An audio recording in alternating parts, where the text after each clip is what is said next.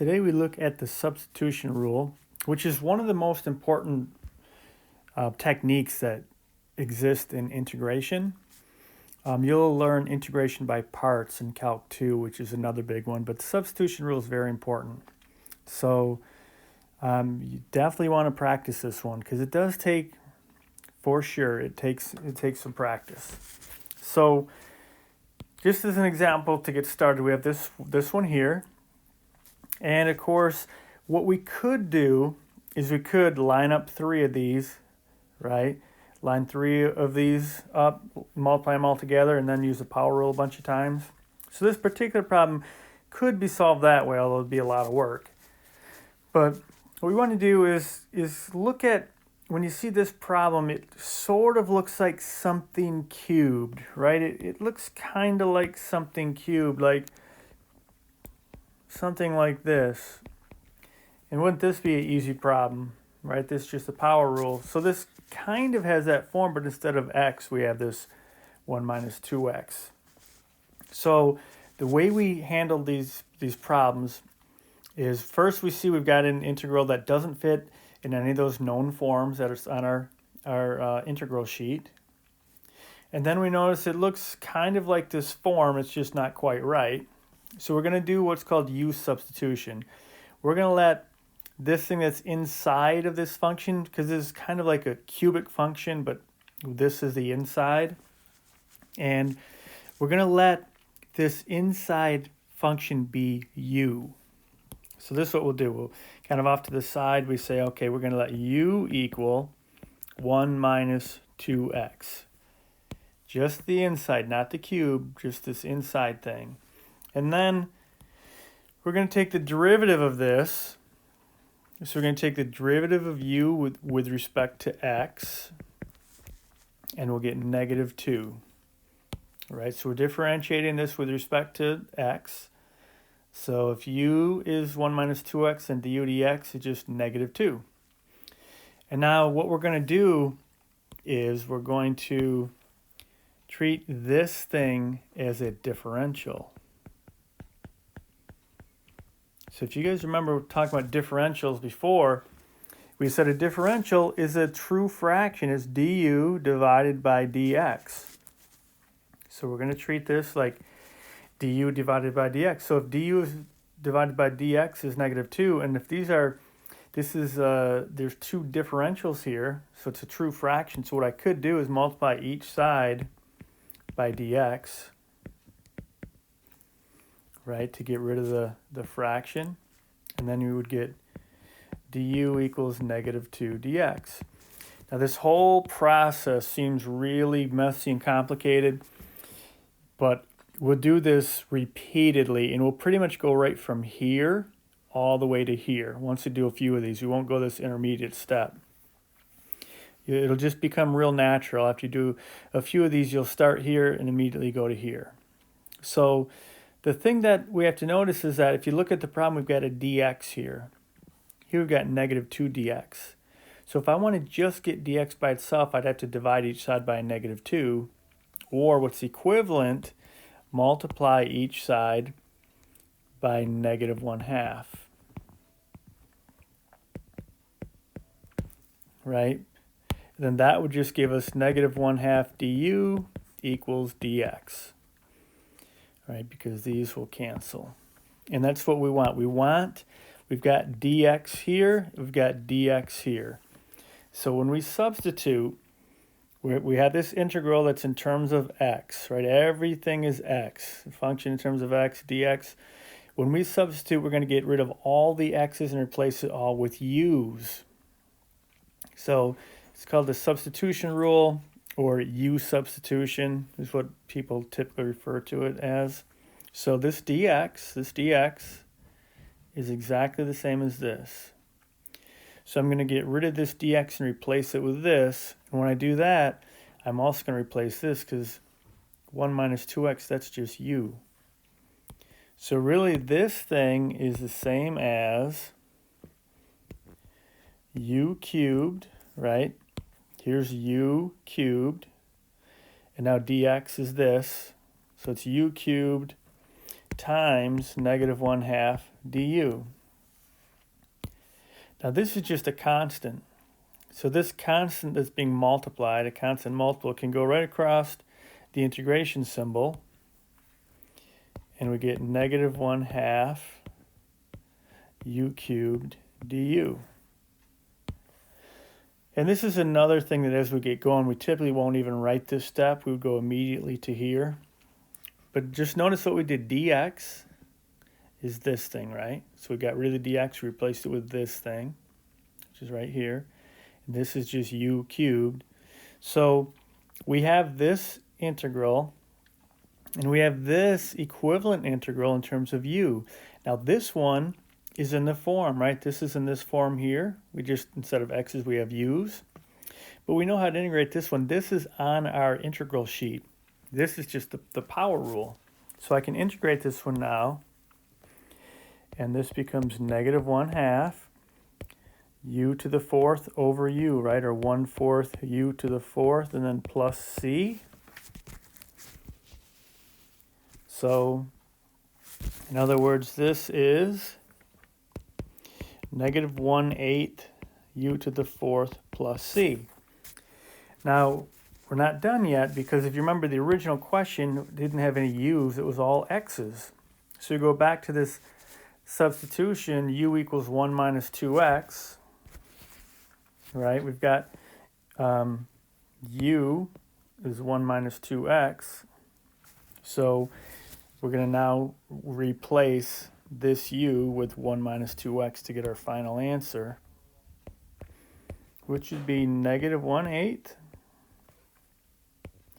1 minus 2x to the 4th plus c. So that is our final answer. And you could verify that. You know, you could take the derivative of this whole thing. You can see the power rule would come into effect. You'd have 4 times this, which would make this negative 1/2, this cubed. Then times the derivative of this would be negative 2. The negative 2 would cancel the negative 1/2, and you would, in fact, just get right back here. Okay, so that is our first example of u-substitution. And because I know you guys so well, I know you're saying, that's all fine, Kurt, but I sure would like to see u-substitution with a little bit of trigonometry. So, let's try that out. X squared sine of x cubed plus 4 dx. Okay, and I'm going to give some kind of hints that'll maybe offer some insights to help you get some experience with these quicker than you would otherwise have. So there's a certain form that you'll notice. And some of this is just, it only comes through practice, but I'm going to try to give you a jump start on some of this. So one thing that you'll notice when you do some of these is that there'll be like an inside function. So in other words, here's sine of this, and here's this inside function. And then somewhere else there's going to be either a derivative of this or a multiple of a derivative of this. So if you think about this, if you took the derivative of this, you'd get 3x squared. You look over here, there's a multiple of that x squared.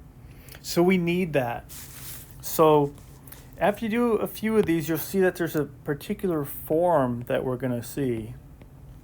We're going to see this form f of g of x times g prime of x dx. So this is, we've got this, it's sort of like a chain rule thing happening. It's not really, but it's sort of like that, where there's this function, and then there's this inner function, so there's a composition here, but then the derivative of this thing is out here, or a multiple of it. So you see it right here. Here's sine of this inside function, and then the derivative of this inside function is 3x squared, and here it is right here, a multiple of it, right, x squared.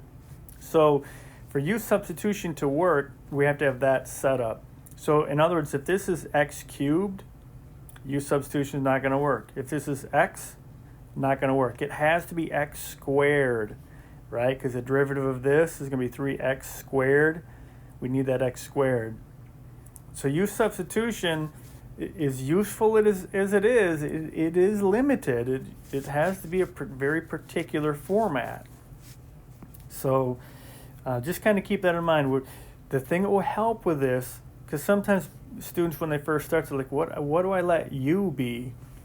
Normally u is going to be some inside function, right? Sine of this thing. That of thing, typically that's going to be what u is. So if we were going to start with this one, we could say, all right, let's let u equal x cubed plus 4. And the reason, again, that I'm using u-substitution is if you look at this, look on your integral handout, there's nothing on there that looks like this, nothing at all. So when we have a function that does not look like something on that integral handout, that's the email that I sent last time, then we need to be able to somehow manipulate this so that it does look like one of those. So as a reminder, here is the integration rules handout from before, and there's nothing at all like what we've got on here.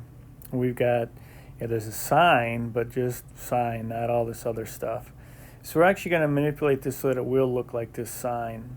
So that's what we're looking at right now. So we've got our u substitution, so then we immediately do du dx. And again, I'll do this intermediate step for a while here just to get us started. So the derivative of u with respect to x is going to be 3x squared. And then again, we're going to treat this like a differential, right? We've got to deal with this dx over here. So I want to get this out of here. So I'm going to treat it like a differential so that I can multiply each side by dx. If you multiply each side by dx, you'll get du equals 3x squared dx. And then if you look over here, here's the dx. We've got x squared dx, not 3x squared dx, just x squared dx. So looking at this, we have got x squared dx. So what we need to do over here is multiply this side by 1/3. Multiply this by 1/3. Because then what we'll get is 1/3 du equals x squared dx. Right, because those will cancel. And now we've got exactly what we need. So in other words, when I substitute, x squared dx is going to be gone. It's going to be replaced by 1/3 du. All right, x squared dx is going to be gone because x squared dx is 1/3 du. And here's u, so I'm going to have sine of u times 1/3 du. So let's take a look and see what we get. So if we substitute, we're going to say this is equal to 1/3 du times sine of u. And then I can just move this around a little bit. Again, the constant multiple can come out front. To get 1/3, and I'm just going to write this how you would normally see it, sine of u du. And now if you look on our integral sheet, we've got what we need. Right? This is definitely on the integral sheet. We know the antiderivative is sine. It's negative cosine. So we know the answer to this is going to be negative 1/3 cosine u plus c. But remember, we don't ever want to leave the answer with a u. And this does happen sometimes on the final, where a student will go through everything just perfectly, then they leave it like this. So always remember, there's no u in the question, so there should be no u in the answer, right? The question is in terms of x. And again, this is an indefinite integral, so we know we're not going to get a number. We're going to get a function plus c, right? Had this been a definite integral from a point A to a point B, then we would get a number. But it's indefinite, so we're going to get a function plus c, and we just have to put the u back in here. So we are going to get negative 1/3 cosine x cubed plus 4 plus c. So let's try one more of these. Maybe try a couple more. But remember, what you should do now that you kind of see how these work, make sure you press pause and try these out on your own. And then, of course, press play and see how it went. But let's move this up again.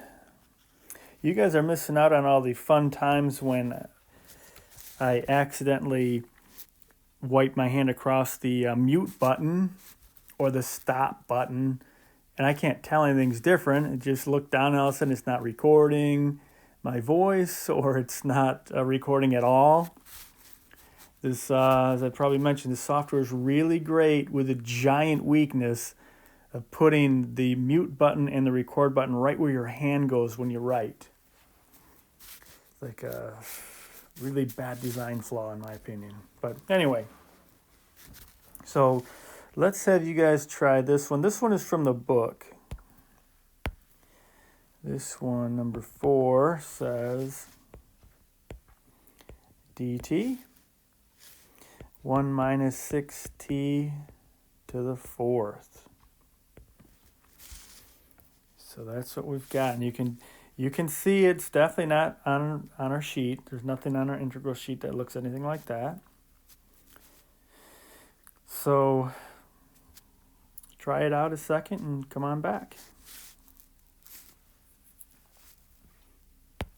So what you probably did on this one is you let u be 1 minus 6t.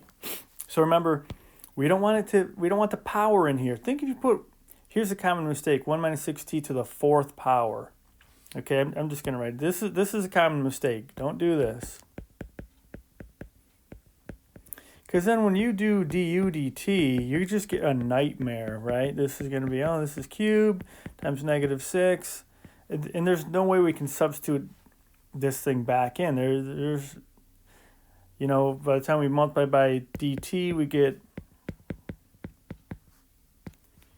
think of trying to substitute that back in for dt. We don't, all this stuff, we don't have any of it. So we don't want the powers, we just want the inner function. The inner function there is 1, I love the erasing. Everything erases so easily, so nice. But we have, you know, just this inner function we want in here. So then I'm going to do this. I'm going to do this in one step. So du equals negative 6 dt. Right? So the step I just eliminated in here, I'll put in here just so you see, but it would just be, I'm going to take the derivative of u with respect to t, and I would have gotten negative 6. And then treat this like a differential, so you multiply each side by dt, and you would get here. So looking up here, we've just got dt. We don't have negative 6 dt, so we need to deal with that negative 6, which is easy enough. We can multiply each side by negative 1, 6, so we get negative 6 du equals dt. So here's dt, that's just what we need. So we can substitute now. So we would have,